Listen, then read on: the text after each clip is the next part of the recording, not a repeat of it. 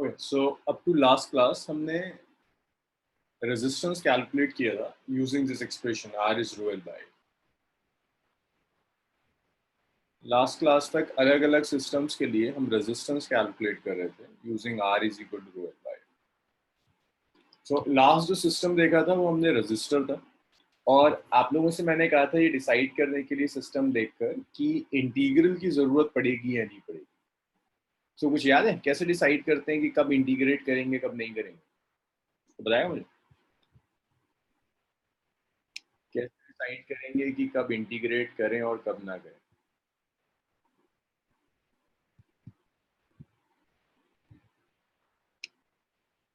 हाँ, अगर area constant है दोनों एंड्स तक, एक एंड से दूसरे एंड तक जाने के लिए तो इंटीग्रल की जरूरत नहीं। लेकिन एक एंड से दूसरे एंड तक आप जा रहे हैं और एरिया वेरी कर रहा है, एरिया वेरी करेगा तो इंटीग्रेशन की जरूरत है। So, एक दो सिस्टम्स और हैं, सारे सिस्टम्स में डिराइव नहीं कराऊंगा, लास्ट एक डिराइव कराया था, एक और करा देते हैं डिराइव, उसके बाद के सिस्टम्स आप खुद करेंगे।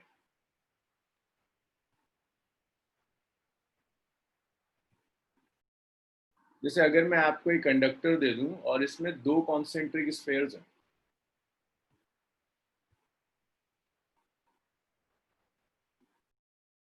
एक ऐसा मान लो कि एक ये कॉन्सेंट्रिक स्फेयर एक स्फेयर है और इस स्फेयर के अंदर आपने एक स्फेयर और रख दिया, दो स्फेयर्स हैं।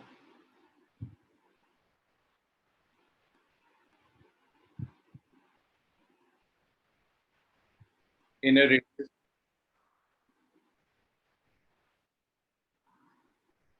आउटर रेडियस दिया हुआ,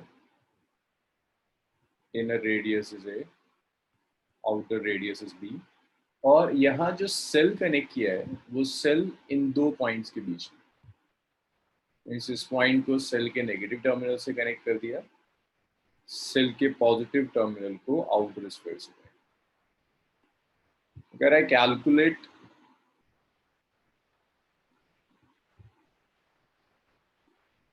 रेजिस्टेंस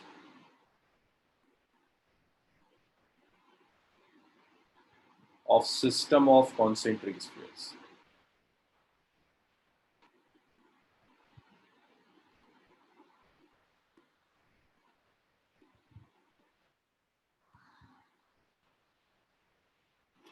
सो ये जो दो कॉन्सेंट्रिक स्फीयर्स का सिस्टम है, इस सिस्टम का आपको रेजिस्टेंस कैलकुलेट करना है, ये काम है।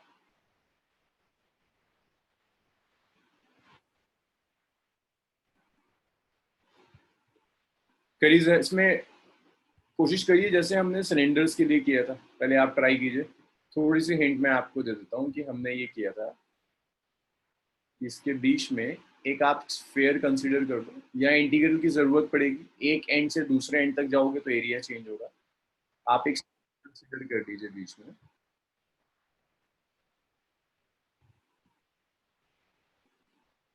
of some radius x and thickness dx। Small element consider कर लो, स्मॉल एलिमेंट का रेडियस x है, स्मॉल एलिमेंट की जो थिकनेस है दैट थिकनेस इज dx। और ये आप अपने स्कूल एग्जाम्स के लिए स्किप कर सकते हो, आपके स्कूल एग्जाम्स में ऐसे क्वेश्चंस नहीं आते। तो आपने एक स्फीयर ले लिया जिसका रेडियस थिकनेस dx है, पहले आप इसके लिए रेजिस्टेंस कैलकुलेट करो, फिर उसको पूरे पर इंटीग्रेट करो, फाइनल रिजल्ट बताइए मुझे क्या आएगा। और आंसर्स ना एवरीवन वाले में रिपोर्ट कीजिएगा चैट पर।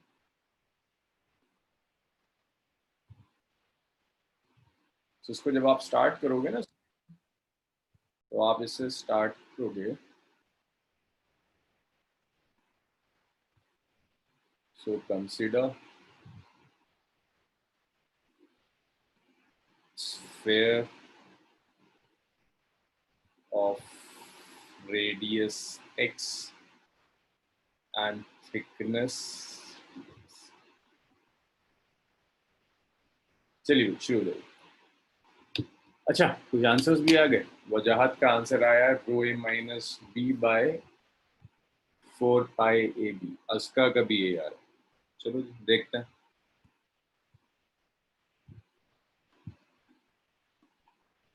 अब ये इजी है, दो लोगों के आंसर्स आए भाई, बाकी लोग देखो हो सकता है गलत हो।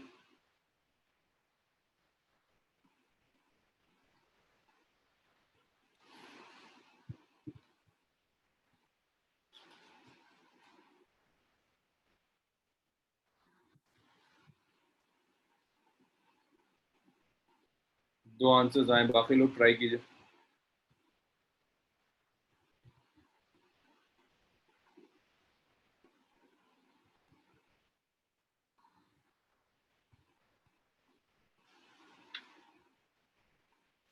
तौहीद का भी आ गया, दोनों का एक ही आ रहा है आंसर।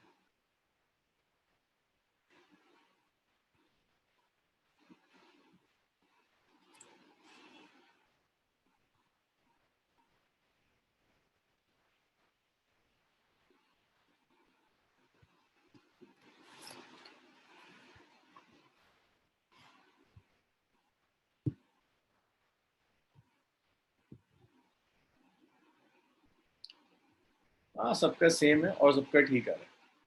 देखो पहले आप क्या करोगे, स्मॉल एलिमेंट का रेजिस्टेंस निकाल दो। रेजिस्टेंस ऑफ स्मॉल एलिमेंट,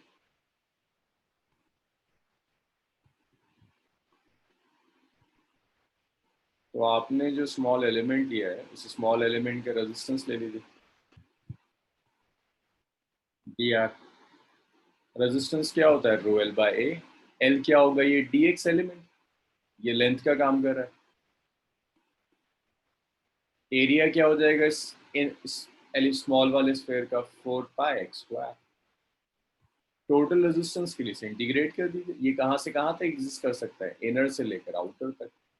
तो टोटल रेजिस्टेंस के लिए इस रो डी एक्स बाय 4 पाई एक्स स्क्वायर को आपने इंटीग्रेट कर दिया फ्रॉम इनर टू आउटर, तो रेडियस आ गया रो बाय 4 पाई। हाँ शायद इतना ही हुआ, 1/x² का integral is -1/x, limit is from a to b. So इस माइनस को आप बाहर ले जाइए, रेजिस्टेंस आ जाएगा -ρ/4 pi 1/1 so it's -ρ/4 pi, it's a minus b divided by a b. इसे अंदर मल्टीप्लाई कर दीजिए, तो रेजिस्टेंस आ गया ρ/4 पाई ए बी बी माइनस।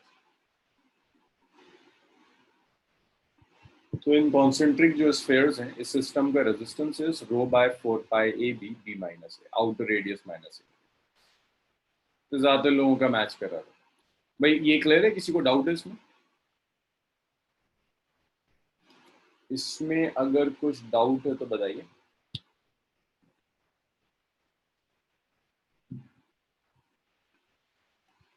एक सिस्टम और है, मैं उसको डिराइव नहीं कर रहा, बस मैं आंसर लिख दूंगा उसका, उसकी डेरिवेशन की जरूरत नहीं है।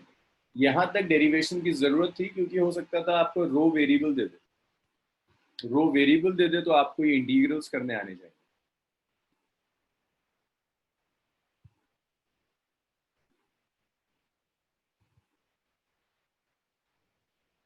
इतना हो जाए बताइए मुझे, इसे रब करते हैं फिर नेक्स्ट देखते हैं। इतना हो जाए तो बताओ, इसे रब करते हैं, नेक्स्ट देखेंगे।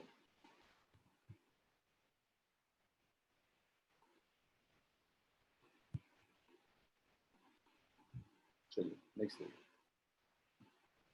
इसे रब करते हैं।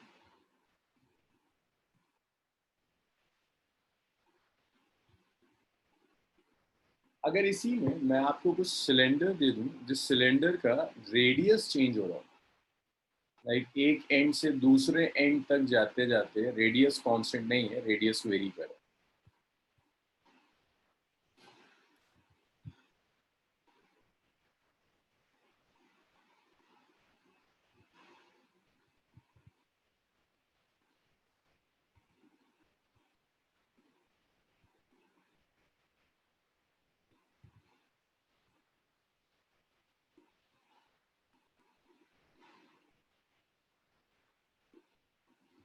सो एक साइड का जो रेडियस है दैट रेडियस इज ए,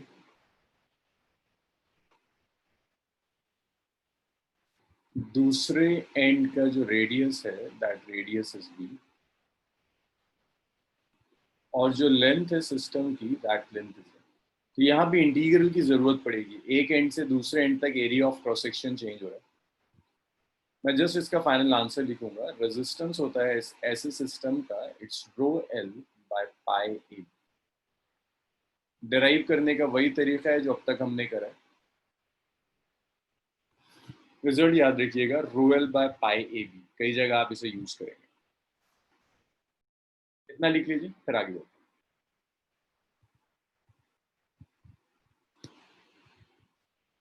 हैं। Resistance of the system is rho L by pi A B.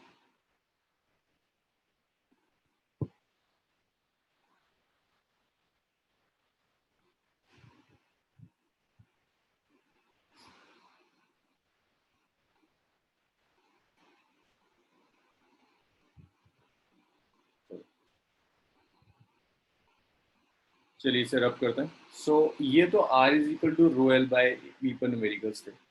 अब इसके अलावा कुछ डेफिनेशंस और दी थी, जैसे करंट हमने पढ़ लिया था, एक टर्म आती है which is known as current density.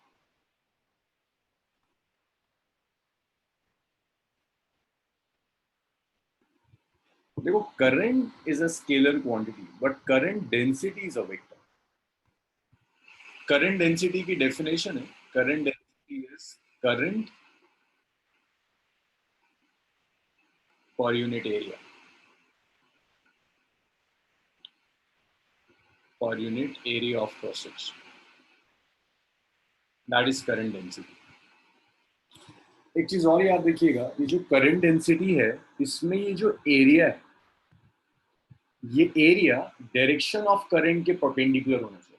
जो एरिया ऑफ क्रॉस सेक्शन है this should be perpendicular to the direction of current. This area of cross section is perpendicular to direction of, ये area of cross section is perpendicular to direction of current। area of cross section current के direction के perpendicular area लेना। so अगर आपको जैसे ये area given है,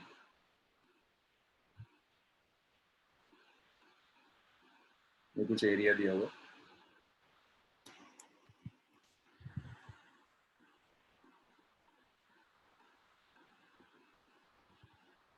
और direction of current is this, current ऐसे flow कर रहा है, this is the direction of current।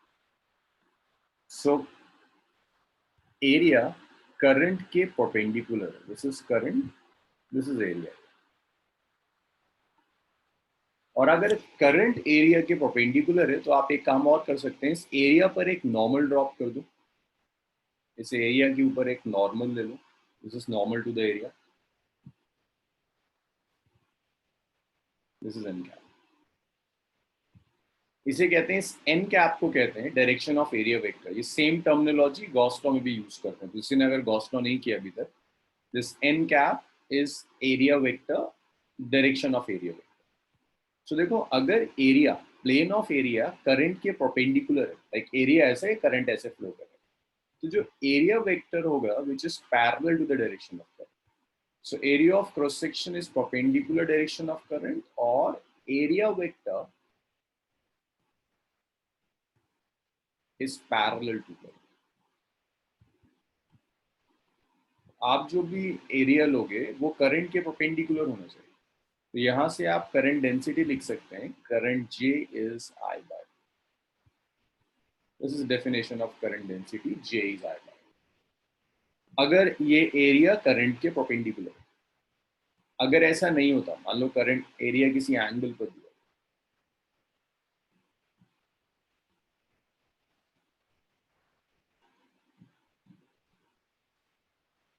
ये करंट का डायरेक्शन है, करंट ऐसे जा रहा है,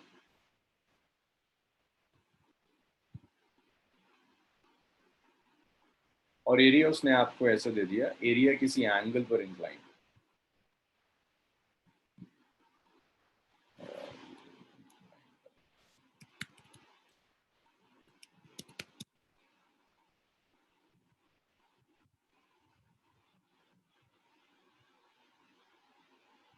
करंट ऐसे फ्लो कर रहा है, ये एरिया वेक्टर का डायरेक्शन,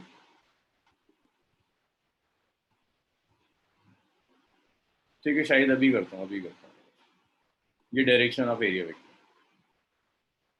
बट यहाँ जो करंट है वो करंट ऐसे जा रहा है, this is the direction of current.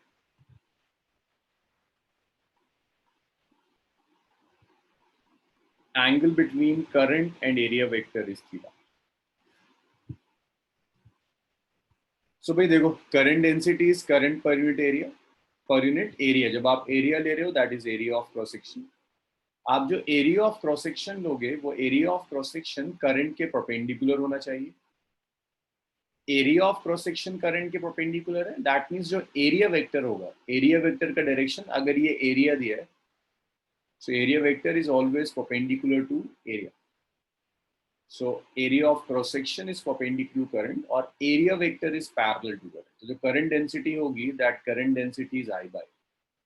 आप ये जो एरिया लेंगे इस एरिया का बहुत ख्याल रखिएगा, टोटल एरिया नहीं होगा, ये वो एरिया है जो करंट के परपेंडिकुलर है। तो टोटल एरिया अगर करंट के परपेंडिकुलर है तो आपने टोटल एरिया लिया। अब आप इसे ऐसे कहो कि एरिया जो करंट के परपेंडिकुलर, या आप इसी चीज को ऐसे कहो कि एरिया वेक्टर जो करंट के पैरेलल। तो अब देखो जैसे यहाँ पर भी ये एरिया वेक्टर का डायरेक्शन है, ये करंट का डायरेक्शन।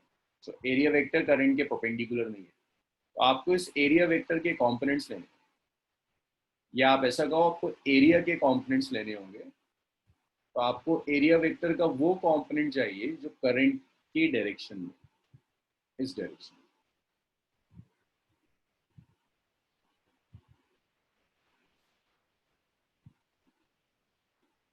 सो आपको इस एरिया वेक्टर का ऐसा एक कंपोनेंट चाहिए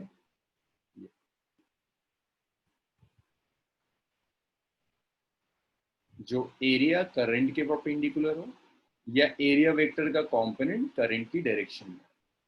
ये जो पोर्शन होगा ना, देखिए टोटल एरिया अगर एस था, ये एन कैप तो डायरेक्शन है, टोटल जो एरिया हो गया ये टोटल एरिया एस हो गया।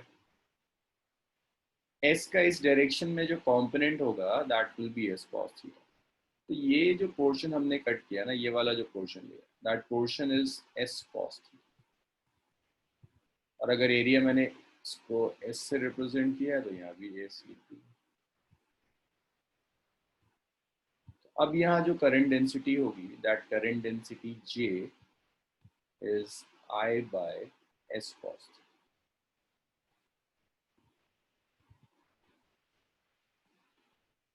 दोबारा देख लीजिए, हमेशा जो आप एरिया लोगे that area should be perpendicular to current.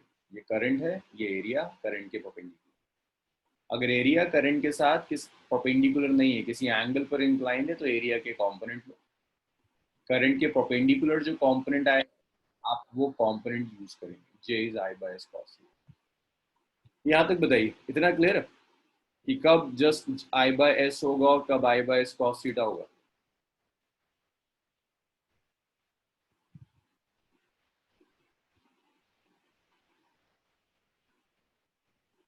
Current vector नहीं है ना, करंट के कंपोनेंट्स नहीं ले सकते। करंट वेक्टर क्वांटिटी नहीं है, करंट का कंपोनेंट नहीं है। अब एक चीज और देखिए, अगर आपको करंट डेंसिटी गिवन है तो आप करंट को लिख सकते हैं, करंट आई को आप लिख सकते हैं this is J dot S. Current को लिख सकते हैं आप J dot S, just dot product of area vector where S is area vector and current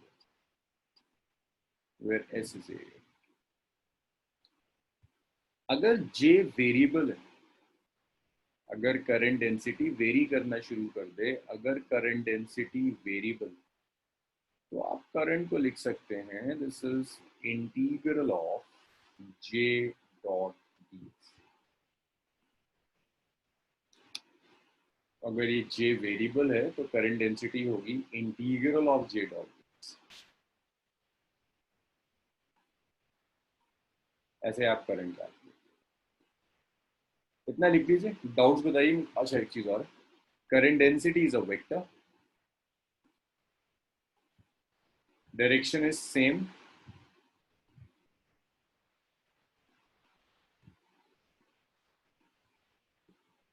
as that of current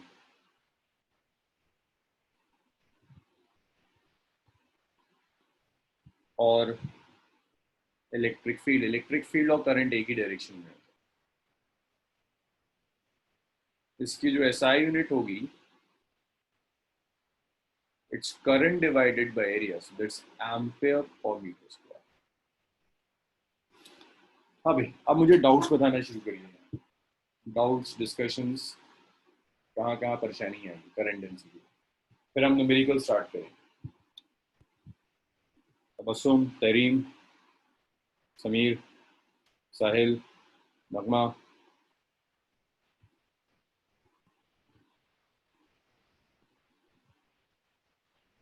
मोटब, एक cos थीटा का डायरेक्शन। खदीजा देखिए, इसको फिर एरिया वेक्टर की टर्म्स में ही समझिए। ये एरिया है एस, इस एस का जो डायरेक्शन है वो परपेंडिकुलर है, ये करंट है। करंट और एरिया वेक्टर के बीच में एंगल थीटा। मुझे एस का कंपोनेंट चाहिए along I, so component of S along I is S cos theta. S का कंपोनेंट करंट की डायरेक्शन में इज एस cos थीटा। ये एरिया वेक्टर की टर्म्स में। अगर आप एरिया की टर्म्स में लोगे तो देखो, एरिया और एरिया वेक्टर परपेंडिकुलर होता है। So this is direction of area vector, तो एरिया कहाँ जाएगा, इस डायरेक्शन के परपेंडिकुलर डायरेक्शन में होगा। तो इसके परपेंडिकुलर डायरेक्शन मैंने एक वेक्टर, एक एरिया कंसीडर कर लिया, ये S cos theta.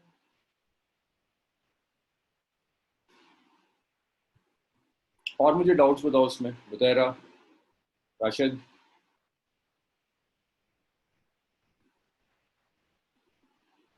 Fatima, Arif, clear है सब?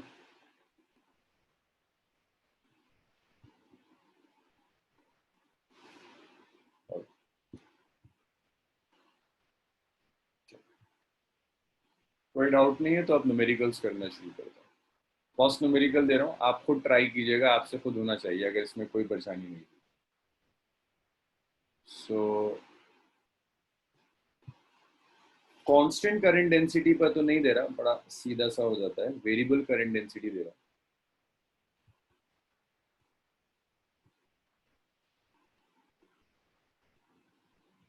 Current density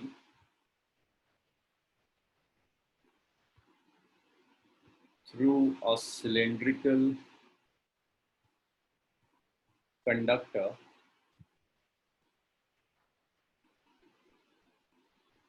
is J is equal to Ki,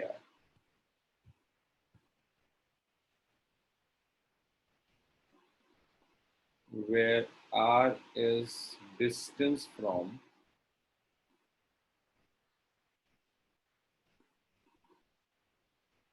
axis of cylinder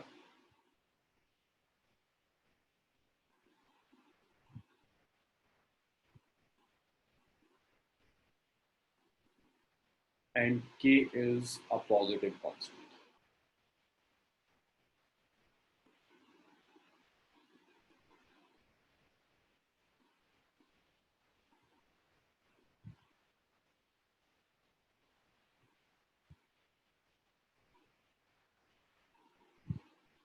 Current is flowing parallel to the axis.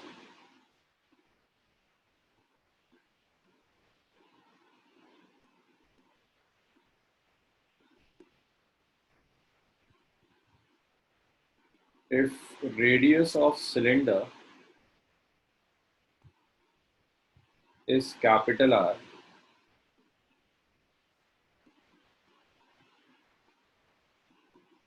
find current flowing through cross section.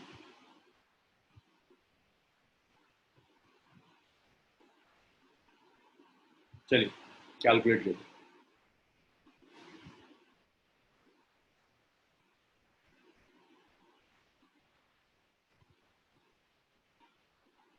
Parallel to the axis means कि अगर ये आपका cylinder है,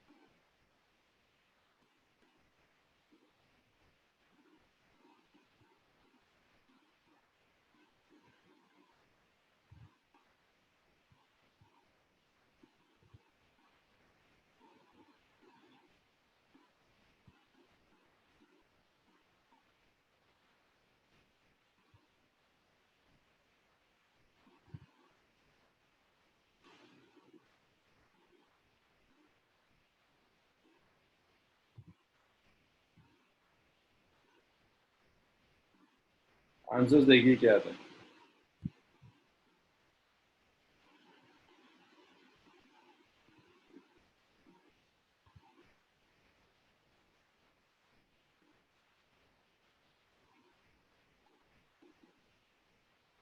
पहले देखना angle theta कितना है, फिर देखना जे कांस्टेंट है या वेरिएबल है।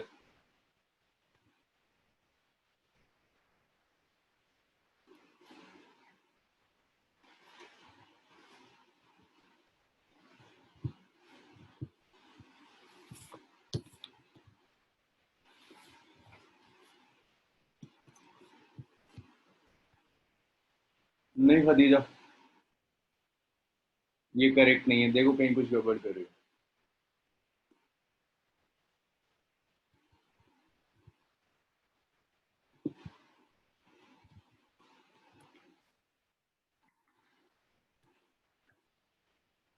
भाई एक बार तो आप लोग को ट्राई करोगे, ऐसा नहीं हो सकता है कि मैं न्यूमेरिकल दूं, सॉल्व कर दूं और आप कॉपी कर लो।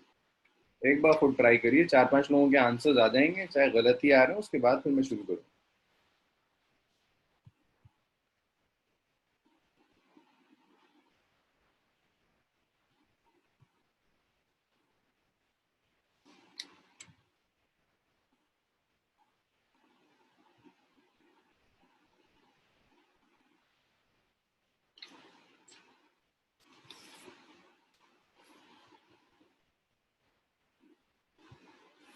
हाँ, अस्का का शायद कुछ ठीक आ रहा है,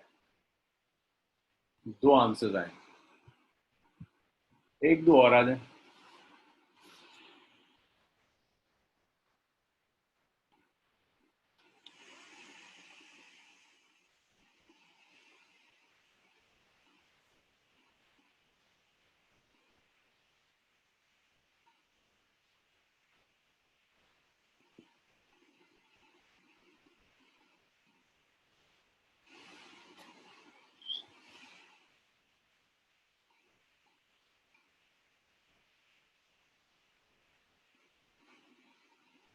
और किसी का आंसर नहीं आया, देखिए। पाया कि दरअसल कुछ गड़बड़ है, शाकिर का सही है, अस्का शाकिर का सही आ रहा है। नहीं, जोया का भी गड़बड़ है, देखिए। J is equal to K R means current density R के साथ वेरी करी, R is distance from the axis of cylinder and K is a positive. So ये आर एक्सिस से सेपरेशन है, करंट डेंसिटी वेरिएबल। तो आप ऐसे variable current density के केस में क्या करोगे, एक स्मॉल सिलेंडर कंसीडर करो। एक स्मॉल सिलेंडर लो, आपने एक स्मॉल सिलेंडर यहाँ कंसीडर कर लिया।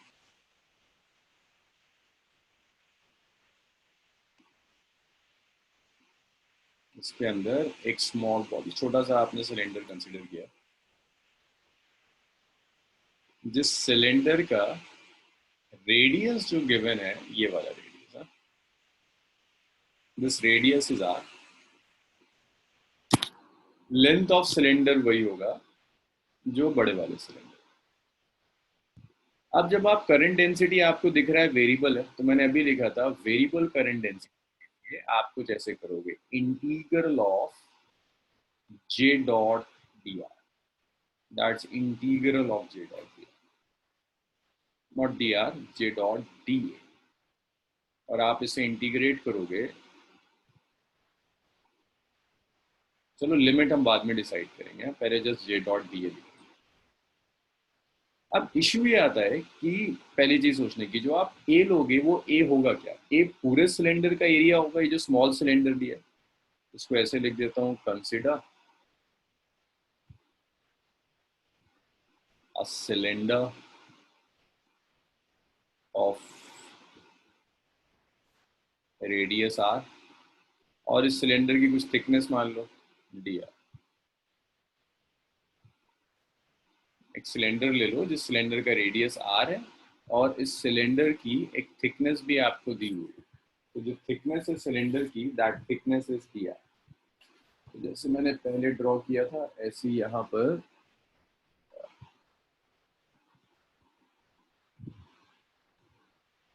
थिकनेस दी आर है, तो ऐसे करके आपने इसको ड्रॉ कर दिया।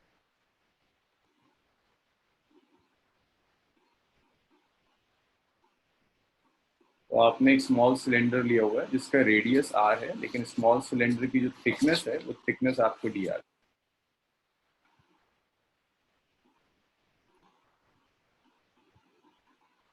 ये जो थिकनेस,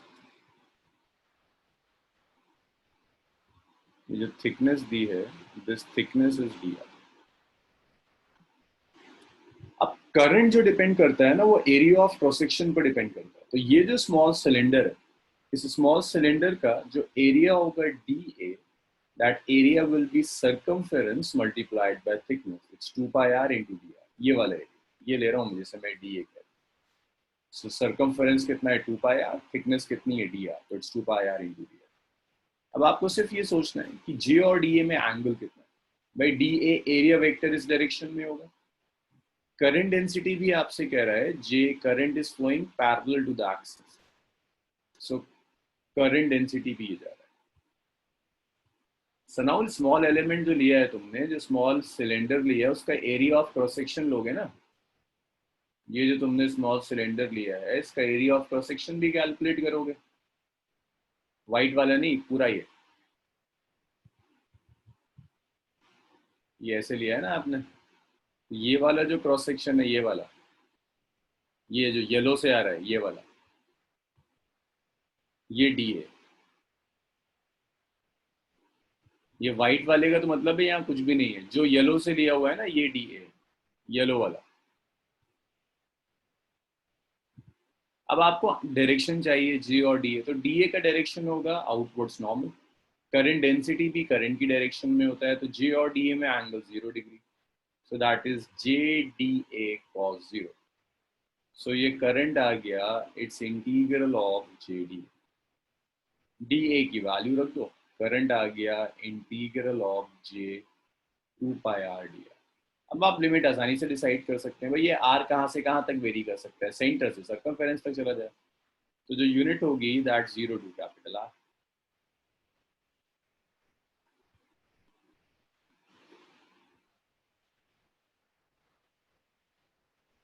तो आप लिख सकते हैं कि ये जो करंट होगा, दिस 2, जे की वैल्यू रखते हैं, integral of 0 to capital R. भाई करंट डेंसिटी जे कितना है, के आर, तो जे की जगह आपने के आर लिख दिया, multiplied by 2 pi R D R. So ये करंट हो गया, current is 2 pi K 0 to capital R R square D R. So current is 2 pi K, R square का इंटीग्रल ले लीजिए, आर क्यूब बाय 3 हो जाएगा, लिमिट इज 0 टू कैपिटल। सो ये current का एक्सप्रेशन आया, इट्स 2 पाई के, 3 बाहर चला गया, it's R cube minus 0। So current is 2 pi k by 3 multiplied by R.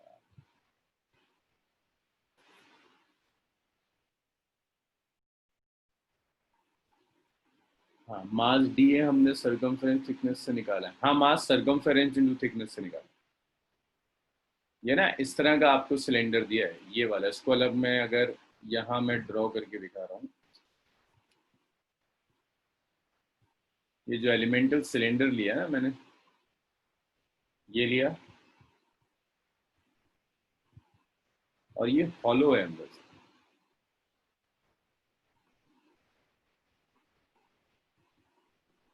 तो हमने जो एरिया कैलकुलेट किया है, वो एरिया इतने सेक्शन का एरिया कैलकुलेट किया है।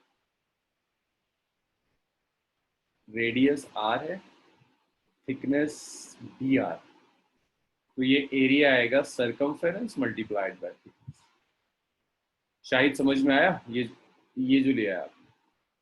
हाँ, शायद मेन वाला क्लोज्ड है, मेन वाला क्लोज्ड है, दूसरा फेस कंसिडर क्यों नहीं किया।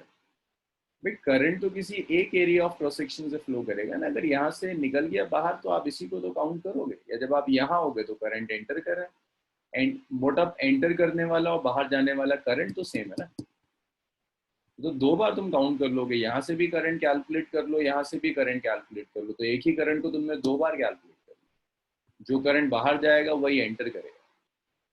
मोटा क्लियर हुआ? शाहिद कहोगे सनाउ सर तो ये एरिया ऑफ रिंग से क्यों नहीं निकालिए? एरिया ऑफ रिंग से कैसे निकालता सनाउ? पाई आर स्क्वायर कह रहे हो सनाउल? एरिया ऑफ रिंग से कैसे कह रहे हो? पाई आर स्क्वायर। तो पहले तुम आउटर का एरिया निकालते हैं ना, फिर इनर एरिया निकालते हैं। आउटर का एरिया क्या आता? पाई आर प्लस डी आर का होल स्क्वायर। फिर तुम डी आर के होल स्क्वायर को नेग्लिजिबल लेते, डी आर के होल स्क्वायर को तुम नेग्लिजिबल लेते।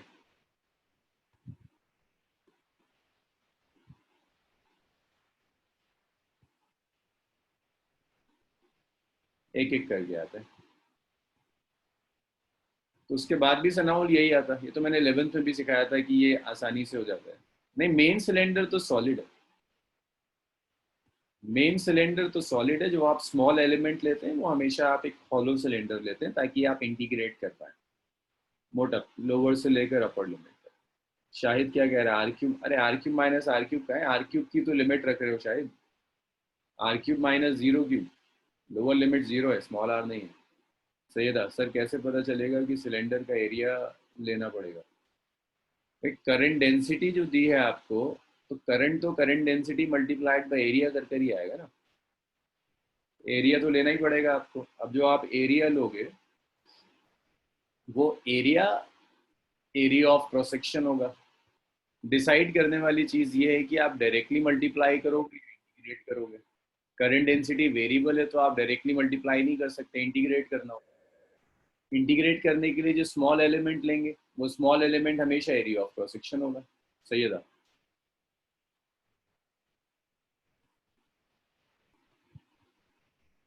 मोटप तुम मुझसे पूछ रहे हो, बता रहे हो, ये सॉलिड सिलेंडर है। ये जो सिलेंडर दिया ना ये वाला, solid cylinder. It's a solid cylinder ये पूरा। तभी तो पूरे से करंट फ्लो कर रहा है। अगर हॉलो होता तो जीरो से कैपिटल आर तक क्यों इंटीग्रेट कर?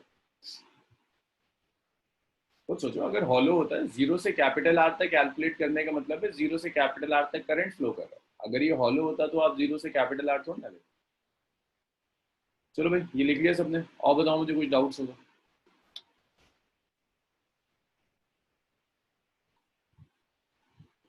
और ये याद देखिएगा, कभी भी टोटल सरफेस एरिया नहीं लेंगे, हमेशा आप एरिया ऑफ एंड्स लोगे इसमें। एंड अगेन ये सब आपके स्कूल एग्जाम्स में नहीं आता, ये आपके जेई और नीट एग्जाम्स के काम की चीज। स्कूल एग्जाम्स के लिए आप इसे स्किप कर सकते हैं। नहीं खतीजा, बीच में से भी हॉलो नहीं है। अगर हॉलो होता तो जीरो से कैपिटल आर तक इंटीग्रेट नहीं हो रहा होता। देखो भाई एक बार और ड्रॉ कर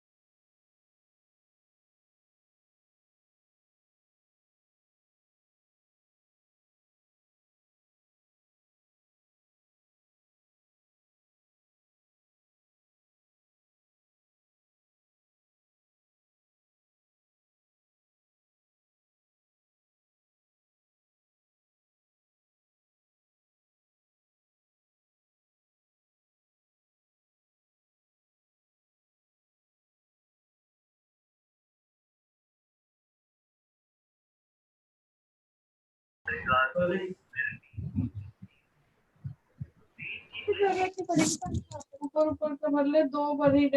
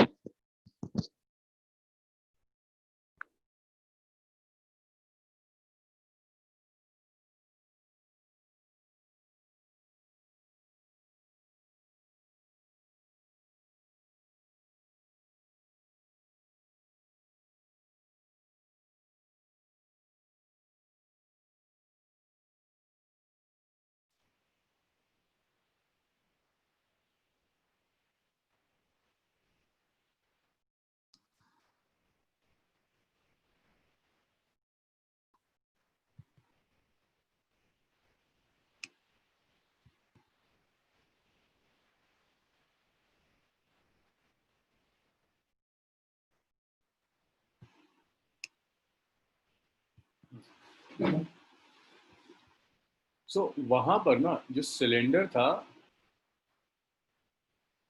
नहीं नहीं मोटा, करंट नेगेटिव नहीं होगा, करंट तो स्केलर क्वांटिटी है भाई। एक बात बताओ, एक तो ये लोग जो पूछ रहे थे, ये जो कंडक्टर है ना, सॉलिड कंडक्टर, पूरा सॉलिड कंडक्टर, तभी तो पूरे से करंट फ्लो कर रहा है। अगर ये हॉलो होता तो पूरे से करंट फ्लो नहीं करता। आपने जो स्मॉल एलिमेंट लिया है ना, वो स्मॉल एलिमेंट हॉलो है। स्मॉल एलिमेंट हमने कंसिडर किया था, वो स्मॉल एलिमेंट हॉलो था मोटा। स्केलर है। अगर ये एक वायर है, यहाँ से अगर 2 एम्पियर का करंट एंटर कर रहा है तो बाहर भी 2 एम्पियर ही जाएगा। एक ही तो करंट है ना ये। ऐसा नहीं होता कि इसे आप नेगेटिव लेंगे, इसे आप through out the conductor 2 ampere का करंट, पॉजिटिव नेगेटिव नहीं। नेगेटिव तब होगा जब डायरेक्शन ही रिवर्स हो जाए, मतलब करंट अगर ऐसे जाना शुरू कर दे ऑपोजिट डायरेक्शन में, तब आप कहेंगे ये करंट है। भाई ठीक है मतलब, हाँ सही है था। बोलो आगे, बोलो क्या कह रहे हो।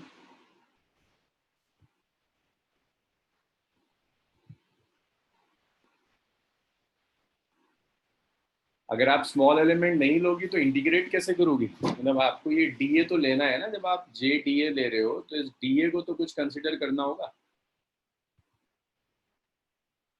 और डीए कुछ ऐसा लेना है कि जब आप डीए को इंटीग्रेट करें तो आपका पूरा सिस्टम बन जाए। तो ये डीए डिपेंड करेगा आपका सिस्टम कैसा है। जैसे लास्ट सेक्शन में R is rho L by A पर जब मैंने प्रॉब्लम्स कराई थी, सिलेंडर की प्रॉब्लम थी, तो स्मॉल एलिमेंट ऐसा कंसिडर किया था जो सिलेंडर, जिसको इंटीग्रेट कर कर पूरा सिलेंडर बन जाए। जब स्फेयर का न्यूमेरिकल कराया था तो डी ऐसा एलिमेंट लिया था कि इंटीग्रेट कर कर पूरा स्फेयर बन जाए। अब डीए पर डिपेंड करेगा। डीए अगर आपने मान लीजिए आपने कहा कि सिलेंडर है, लेकिन डीए आप स्क्वायर ले रहे हैं, तो स्क्वायर को कैसे भी लिमिट रख दो, स्क्वायर से सिलेंडर थोड़ा ना बन सकता है।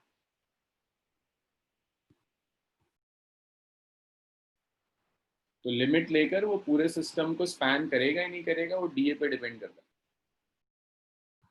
करंट डेंसिटी के बाद कुछ डेफिनेशंस और देखो। करंट डेंसिटी के बाद नेक्स्ट डेफिनेशन है conductance.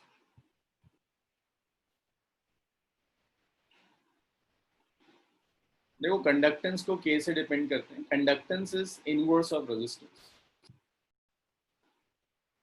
Conductance is inverse of resistance. Resistance का जो भी इनवर्स होगा, that inverse is conductance. Conductance को ऐसे लिखेंगे, इट्स 1/r। कंडक्टेंस की जो एसआई यूनिट होगी, it's SI unit is ohm inverse. SI unit of conductance is ohm inverse। Conductance के बाद एक और क्वांटिटी आती है, कंडक्टेंस को G से भी रिप्रेजेंट किया जाता है।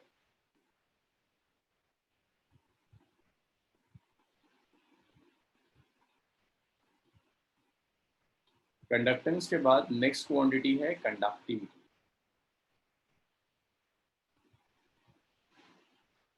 Conductivity is inverse of resistivity.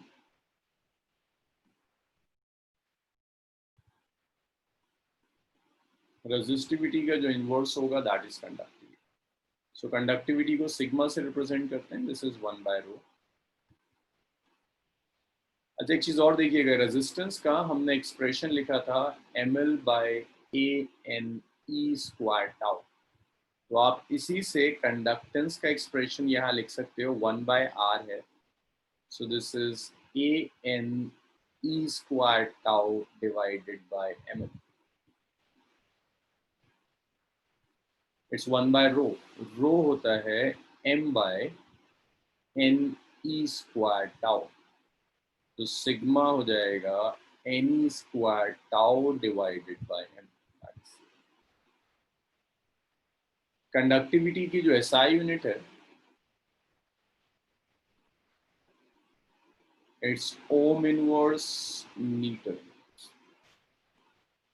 इसे मो भी कहते हैं, एमएच, ओम इनवर्स मीटर। कंडक्टिविटी के बाद नेक्स्ट आता है एक टर्म और आती है which is known as mobility. Mobility is drift velocity per unit electric field, it's drift velocity per unit electric field. अब तो सिर्फ डेफिनेशन है, drift velocity per unit electric field को मोबिलिटी है। अभी जो हम करंट पढ़ रहे हैं मेटालिक कंडक्टर्स में, वहां मोबिलिटी का कोई बड़ा रोल नहीं, लेकिन जब आप इसी करंट को पढ़ोगे सेमीकंडक्टर्स में, तब ये मोबिलिटी एक मेजर रोल प्ले करेगी। मोबिलिटी को म्यू से रिप्रेजेंट करोगे, and mobility is drift velocity divided by electric field, that's mobility. Mobility mu is drift velocity divided by electric field.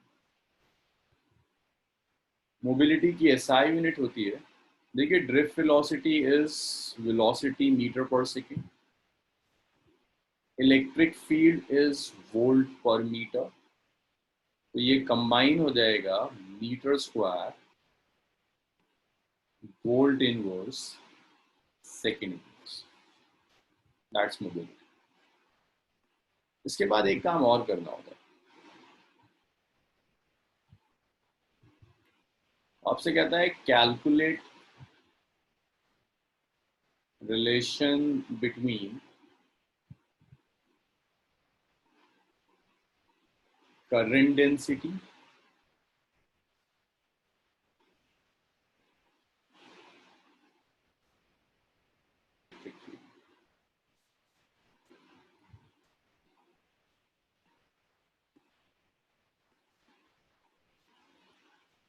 Means ये रिलेशन किसी तरह से डिराइव करना होता है, J is equal to sigma. इसी एक्सप्रेशन को microscopic form of Ohm's law भी कहते हैं, this is also known as microscopic form of Ohm's law. चलो यार इतना लिखूं, इसमें तो कोई डाउट्स की चीजें नहीं है, जस्ट डेफिनेशन है, इतना लिखूं, फिर ये डिराइव करते हैं J is equal to sigma E कैसे है।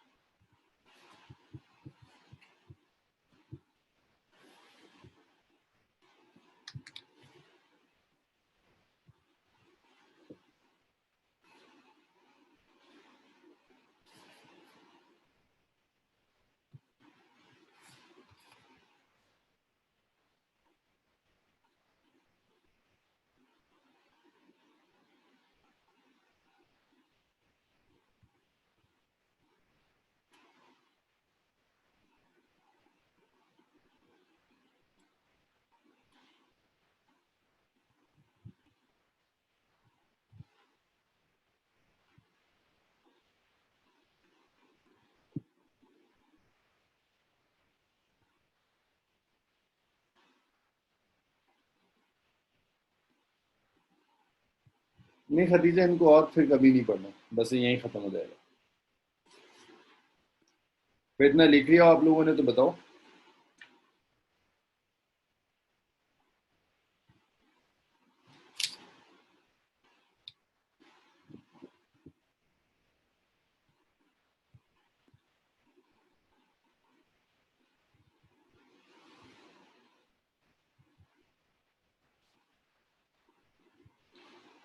चलिए इसे रब करते हैं। अच्छा एक चीज और देख लीजिएगा, ये जो ओम इनवर्स है ना, इसको MHO भी कहते हैं, इसी को सीमन भी कहते हैं।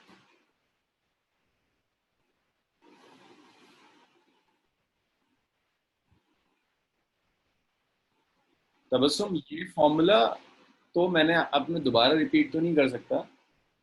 ये फॉर्मूला जब मैंने रेजिस्टिविटी पढ़ाया था तब ड्राइव करा था। पीछे पलट के देखिए जरा, रेजिस्टिविटी तो यूज कर रहा हूँ इसे बस। जब मैंने रेजिस्टिविटी स्टार्ट किया था, रेजिस्टिविटी में ड्राइव करा है, rho is M by N square.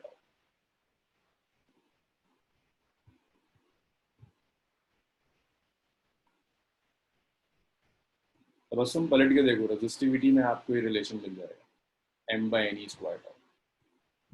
हाँ, वहां से यूज किया था। जुहैब हो जाए तो बताना यार इसे। हाँ?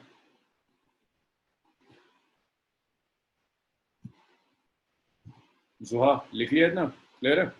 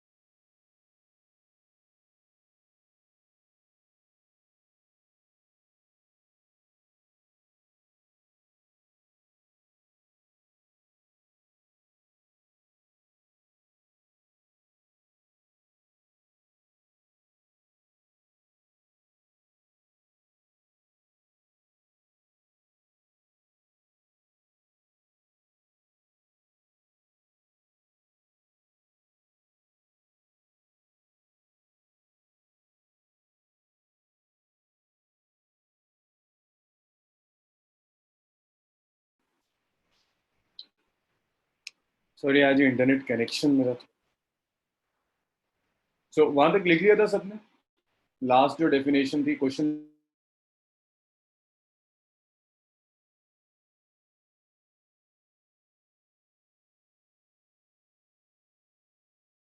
लिख लिया था जे इज, अरे भाई इतना लिख लिया था जे is.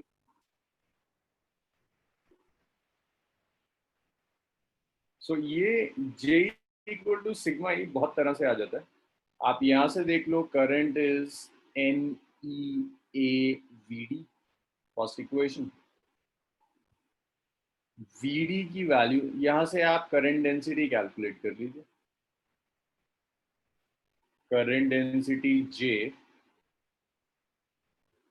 Current density J is current per unit area. So this is NEAVD divided by A. तो ये करंट डेंसिटी का एक्सप्रेशन आ गया, दिस इज NEVD। अब आपको यहाँ किसी तरह से इलेक्ट्रिक फील्ड इंक्लूड करनी, तो आप ड्रिफ्ट वेलोसिटी को लिख सकते हैं, this is E tau by m। Third को आप 2 में सब्स्टिट्यूट कर दीजिए, तो ये J हो जाएगा, this is NE, it's E tau by m। तो J हो जाएगा NE square tau by m into, और ये अभी हमने प्रूव किया था कि NE square tau by m जो सिग्मा था, NE square tau by m is sigma conductivity.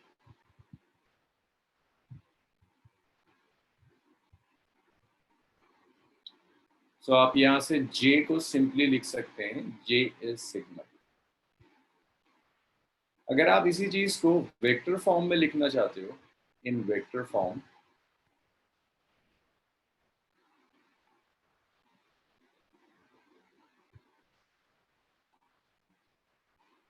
J is equal to, so direction of current density is same as that of electric field। इस expression को microscopic form of Ohm's law भी कहते हैं,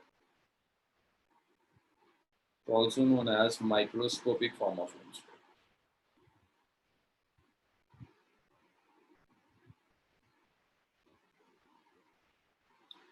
देखो Ohm's law कहने का reason सिर्फ ये, ओम्स लॉ है ना, V is equal to I are.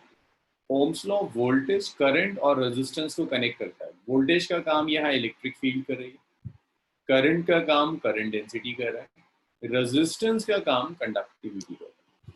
Same connection, J sigma ई को कनेक्ट कर रहा है, दैट्स माइक्रोस्कोपिक फॉर्म ऑफ। चलिए भाई इतना लिखिए फिर आगे।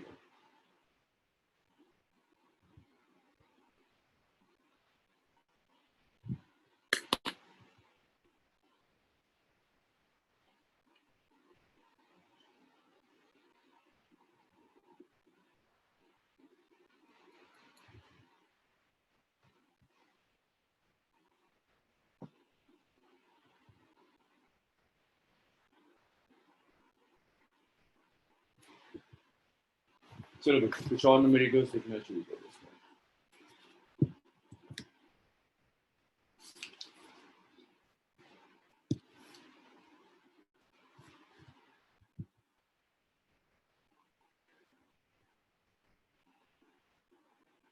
नेक्स्ट क्वेश्चन देखिए, a copper wire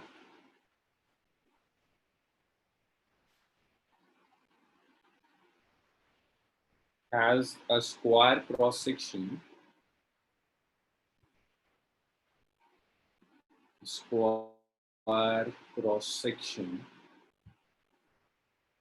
of 6 mm on a side।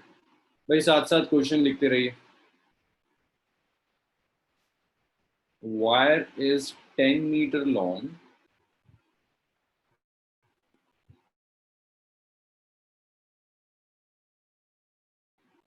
is a current of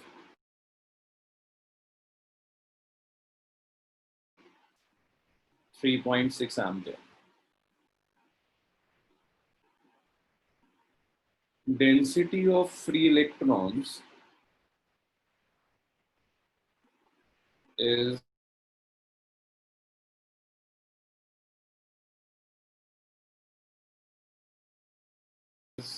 the power 28 per meter cube. Find first part, current density.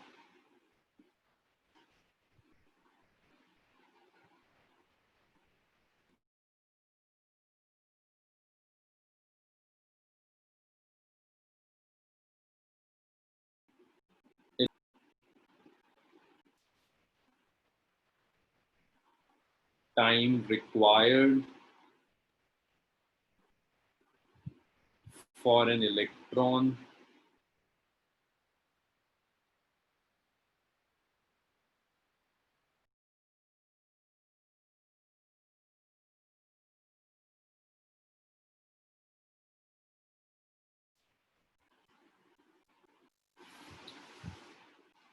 आपको रेजिस्टिविटी दी हुई है. Resistivity is 1.72 into 10 raised to the power minus 8 ohm meter. चलो भाई शुरू हो जाओ, answer बताओ मुझे क्या है.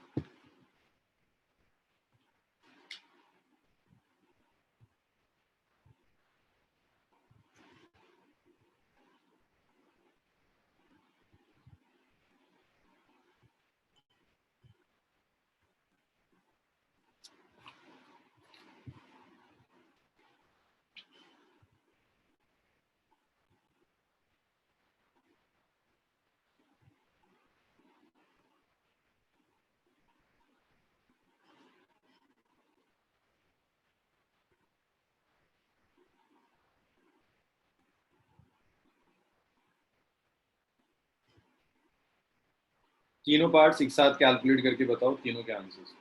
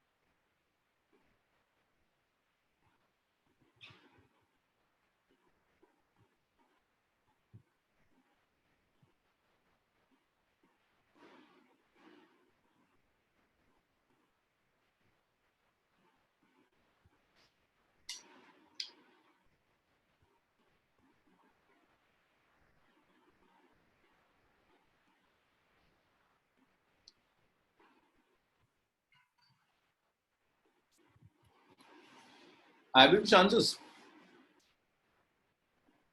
वजाहत के आंसर्स हैं.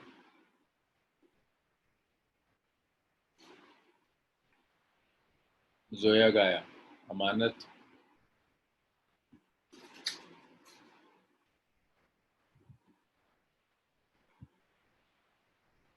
अमानत के तीनों सही हैं. वजाहत के भी सही हैं. वजाहत और अमानत के तीनों ऑप्शन बिल्कुल सही हैं.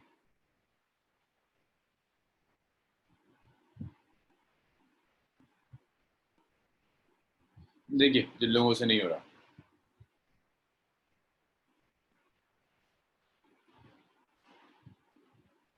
First part current density, current is simple current divided by area.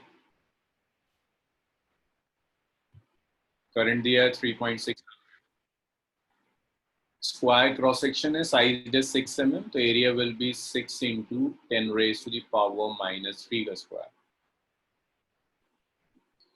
Square है ना, स्क्वायर है तो एरिया साइड स्क्वायर होगा, so that's 3.6 by 36 into 10 raise to the power -6। तो इसको हटाया आप, यहाँ 10 ले गए, सो करंट डेंसिटी आ गया 10 रेज टू द पावर, 36 से 36 कैंसिल हो जाएगा, 5 ampere per metre square. Electric field चाहिए, J इज सिग्मा E। यहां से आप इलेक्ट्रिक फील्ड को लिख सकते हैं J by sigma, 1 by sigma is rho, J rho. Current density आपने यहाँ कैलकुलेट किया, रो आपको ये दिया हुआ है, so this is 10 raised to power 5 into 1.72 into 10 raised to the power -8.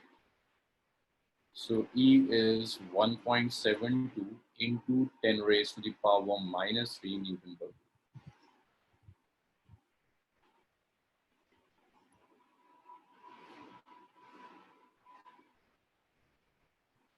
Third part, time required for an electron to travel the length of the wire. तो देखो वायर की जो लेंथ दी हुई है 10 मीटर लॉन्ग वायर दी, तो drift velocity को लिख सकते हैं डिस्टेंस बाय टाइम, तो टाइम आ जाएगा it's L by V D. अब आपका काम सिर्फ ये किसी तरह से वी डी निकाल दो। भाई करंट होता है NEAVD, तो यहां से आप VD को लिख सकते हैं I by ANE. I by A is J, so this is J by NE is VD. Formula based numerical है, तो VD is J by NE. J है 10 raised to the power 5. N number density is 8.5 into 10 raised power 28. E is 1.6 into 10 raised power -9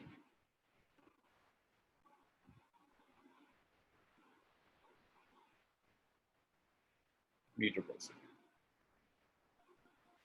Time is L by VD.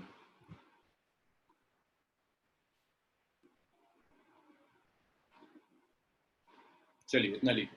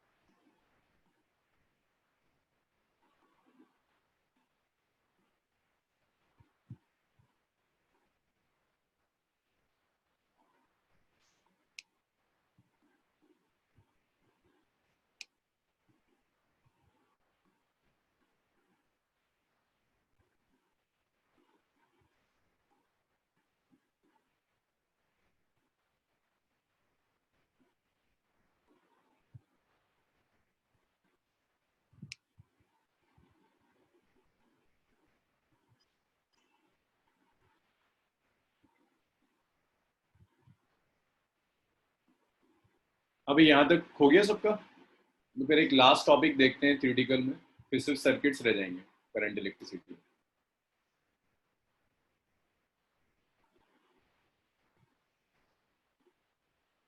इतना हो गया, बताओ इसे rub करते हैं।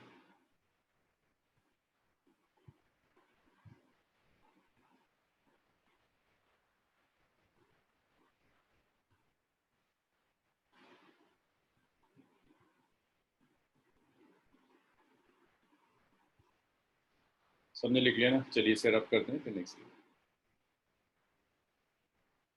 The next topic is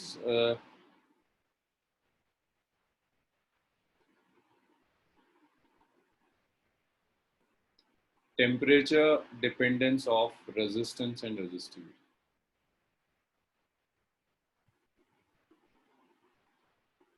Temperature dependence of resistance and resistivity.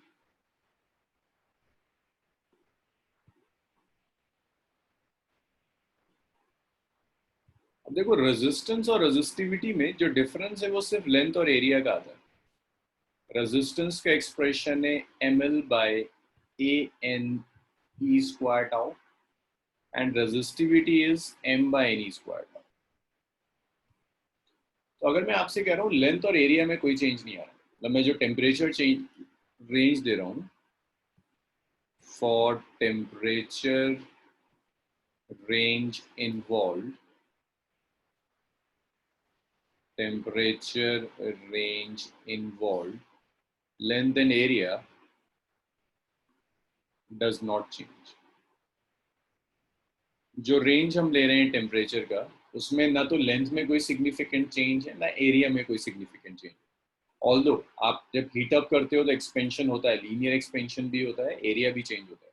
लेकिन हम जो रेंज ले रहे हैं उस रेंज में ना लेंथ चेंज हो रही है टेम्परेचर रेंज में, ना एरिया चेंज हो रहा है. That means variation in resistance and resistivity is same. तो इस टेम्परेचर रेंज में रेजिस्टेंस और रेजिस्टिविटी में जो चेंज आएगा वो चेंज सेम होगा. सो आगे के डिस्कशंस के लिए जो डिस्कशन रेजिस्टेंस के लिए वैलिड है उसको आप रेजिस्टिविटी के लिए भी यूज करें. अब पहला देखो, अगर आपको कंडक्टर दिया हो, अलग अलग मटेरियल्स में वेरिएशंस अलग होंगे, कंडक्टर्स, इंसुलेटर्स, अलॉय, सबके अंदर वेरिएशंस अलग अलग होंगे. पहले कंडक्टर देखो, resistance is ml by ANE square tau. मैं टेम्परेचर इंक्रीज कर रहा हूँ. अब आपको एक एक करके देखना है इसमें से किन किन फैक्टर्स पर इफेक्ट पड़ रहा होगा. जब आप टेम्परेचर इंक्रीज करोगे मास चेंज नहीं होता. इलेक्ट्रॉनिक मास है, mass is independent of temperature. Length change हो सकता है, लेकिन पहले ही लिख दिया है कि जो टेम्परेचर रेंज हम ले रहे हैं उसमें लेंथ में चेंज नहीं आएगा, एरिया ऑफ क्रॉस सेक्शन में चेंज नहीं आएगा. एन नंबर डेंसिटी, देखो आइडियली नंबर डेंसिटी बढ़ना चाहिए. जब आप एन है क्या, यहाँ जो एन हम यूज करते हैं सारा खेल इस एन का है. N is number of electrons per unit volume. Number of electrons per unit volume. तो आइडियली होना तो ये चाहिए कि जब आप मटेरियल को हीट अप करोगे तो नए इलेक्ट्रॉन्स जनरेट होते हैं. हाँ, मानो स्मॉल टेम्परेचर रेंज ले रहे हैं, बहुत हाई टेम्परेचर रेंज को लेकर नहीं जा रहे, तो number of electrons per unit volume is small है, फ्री इलेक्ट्रॉन्स. जब आप टेम्परेचर इंक्रीज करोगे तो एन में चेंज आना चाहिए. भाई कुछ ऐसे एटम्स होंगे जो हीट अप होकर इलेक्ट्रॉन्स एमिट करना शुरू कर दें. ऐसे ही होता है, अगर आप मेटल लो से हीट अप करना शुरू करो तो एक टेम्परेचर के बाद मेटल इलेक्ट्रॉन्स एमिट करना शुरू कर दो. तो होना ये चाहिए एन इंक्रीज करना चाहिए ऑन इंक्रीजिंग टेम्परेचर. लेकिन होता क्या है, कंडक्टर्स में ना ओरिजिनल जो एन होता है ये 10 रेज टू द पावर 28 कुछ इस ऑर्डर का होता है. आप टेम्परेचर इंक्रीज करोगे एन में चेंज आएगा. मान लो एन में जो चेंज आया वो चेंज आया 1000 इंक्रीज करके. सो 10 रेज टू द पावर 28 में जब आप 10 रेज पावर 3 ऐड करोगे इट्स ऑलमोस्ट 10 रेज पावर 28. कोई सिग्निफिकेंट चेंज नहीं आने वाला. तो टेम्परेचर इंक्रीज करने पर n is almost constant. No significant change in n.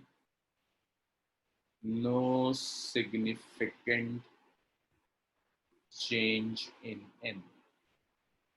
Number density में कोई सिग्निफिकेंट चेंज नहीं आ रहा अगर आप टेम्परेचर इंक्रीज करो. सो आर पर कोई इफेक्ट नहीं पड़ेगा. क्या बचा E is electronic charge. Electronic charge भी चेंज नहीं करता, टेम्परेचर के साथ चार्ज कांस्टेंट रहता है. लेकिन जब आप टेम्परेचर बढ़ाएंगे तो हमने पढ़ा था कि रिलैक्सेशन टाइम कम हो जाए.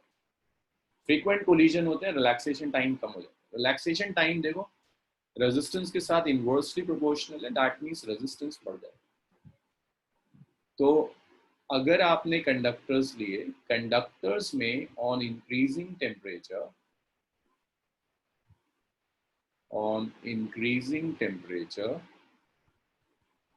रेजिस्टेंस इंक्रीज करता है। और क्यों इंक्रीज करेगा वो सारा रीजन मैंने यहाँ लिखा। तो जब आप ग्राफ प्लॉट करोगे, this is temperature in kelvin,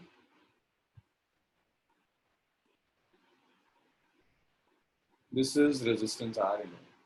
resistivity के लिए भी कहेगा तो सेम ग्राफ होगा, ये ग्राफ ऐसा था।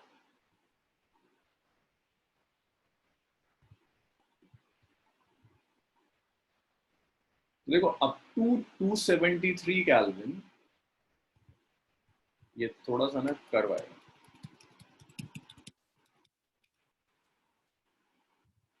ये ग्राफ ऐसे जाएगा।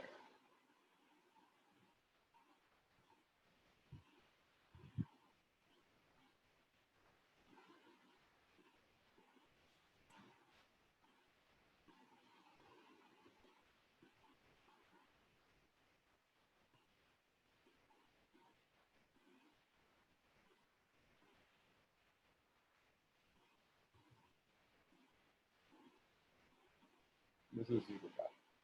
तो अप टू 273 केल्विन ये कर्व होता है। 273 केल्विन के बाद ये स्ट्रेट लाइन होता है।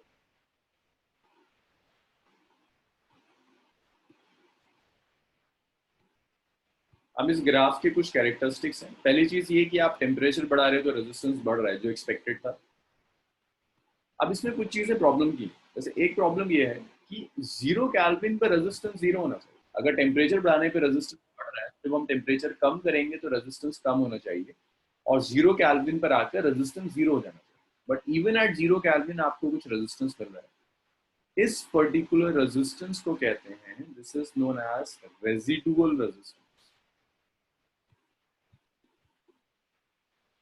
ये कुछ चीजें जो एनसीईआरटी ने स्किप करी हैं, इसे देख लीजिए, ये ऑब्जेक्टिव्स में पहले भी पूछी गई। Resistance in 0 kelvin is known as residual resistance. फिर अप टू 273 केल्विन, ये जो ग्राफ है ये कर्व है, 273 के बाद ये स्ट्रेट लाइन। तो पहले देखो रेजिडुअल रेजिस्टेंस का रीजन।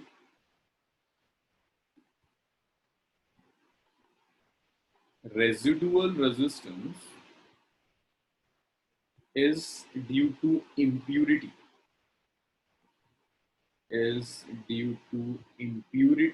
in sample. मीन्स अगर आप कॉपर का कंडक्टर ले रहे हो तो ऐसा नहीं होगा कि आपके पास सिर्फ कॉपर हो, या आप कॉपर का कंडक्टर ले रहे हैं, कॉपर में ऑक्साइड्स होंगी, इंप्यूरिटीज ऐड होंगी। ये जो रेजिस्टेंस आया ना इतना, ये इंप्यूरिटीज की वजह से आया। अगर इंप्यूरिटीज नहीं होती तो ये रेजिस्टेंस एग्जिस्ट नहीं करता। ये रेजिस्टेंस प्योरली आ रहा है इंप्यूरिटीज की वजह से। फिर जैसे जैसे आप टेम्परेचर बढ़ाओगे रेजिस्टेंस बढ़ता चला जाएगा। और एक चीज और है, up to 273 kelvin variation is non linear. Up to 273 kelvin variation is non linear.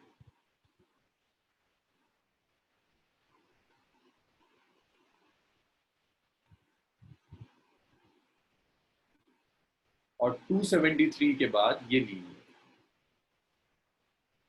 After 273 kelvin it is linear. अब का जो रीजन है लीनियर नॉन लीनियर, ये बेसिकली मेटालिक बॉन्ड्स के ऊपर है, जो कभी आपको केमिस्ट्री में पढ़ाया जाता था जब सॉलिड स्टेट आपके सिलेबस में था। तो ये मेरे स्कोप से बाहर है। फिजिक्स में हम मेटालिक बॉन्ड नहीं पढ़ा सकता आपको, क्यों up to 273 kelvin metallic bond किसी एक तरह से बिहेव करता है, 273 के बाद अलग तरह से बिहेव करेगा। इतना लिखिए, बाकी वेडनेसडे कंप्लीट करें। तो इसका theoretical part is almost complete. अब वेडनेसडे से सर्किट शुरू करें।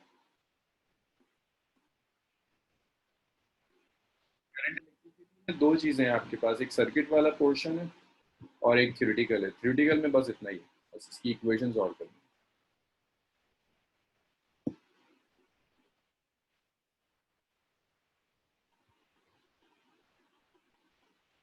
Residual resistance is due to impurity in sample. आपको जो भी कंडक्टर का सैंपल दिया है ना, उसमें जो इम्प्यूरिटी है उसकी वजह से रेजिडुअल रेजिस्टेंस है।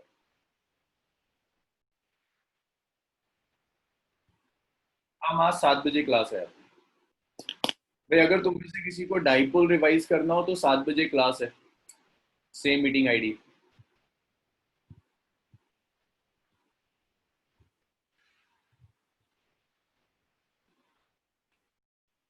अर्षद, अब ये नेक्स्ट क्लास में रिपीट करवा लेना, ऑलमोस्ट केमिस्ट्री का टाइम। वेडनेसडे जब मैं स्टार्ट करूँ तो मुझे बता देना, मैं इसी से तुम्हारे डाउट से शुरू करूंगा क्लास।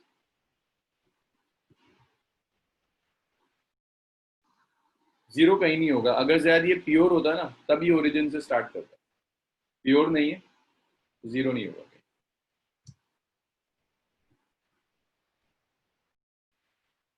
चलिए यहीं छोड़ते हैं इसे।